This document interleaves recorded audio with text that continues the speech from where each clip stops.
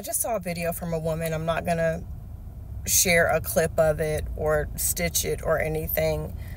But she was saying how she was married to her ex-husband, and during that time, she could never tell if he even liked her, and he cheated on her.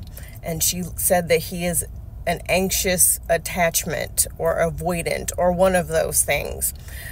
And I want to be very careful with what I am about to say, because I am not an expert, depending on who you ask. I don't have a degree in anything. I'm not licensed in anything. Hell, I didn't even finish college.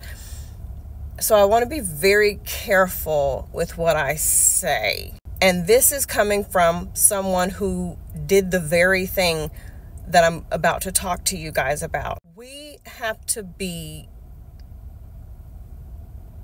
able to get to a place where we can call things exactly what they are. As women especially, instead of saying this person's a cheater, this person's an abuser, this person is a user, we have to say it's depression, it's anxiety, it's ADD, it's their back problems, it's autism. And I've heard women use these various diagnoses of their partners as a way to avoid the truth. And they might very well have any one of those things. However, I have bipolar disorder, anxiety, and depression diagnosed by 3 different doctors who didn't know each other over a long period of time. I'm pretty sure I'm on the autism spectrum. I'm gonna get it tested, don't worry. Yet I've never abused anyone or cheated on anyone. Hell, I haven't even used a man for money before.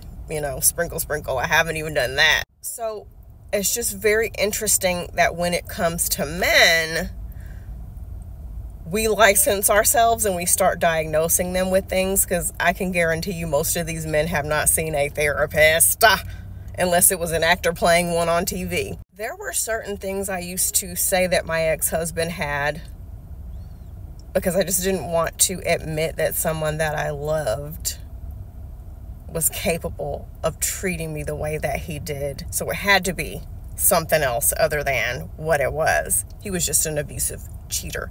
Now, mind you, could he possibly have a mental illness? Of course, I definitely believe that he does. But I also want to say, like I said, I have tons of shit going on, and yet I've never abused anyone. We also want to be careful that we're not further pushing the stigma that people with mental health issues or special needs issues are violent. Okay? We already see this in the news when somebody shoots up a school.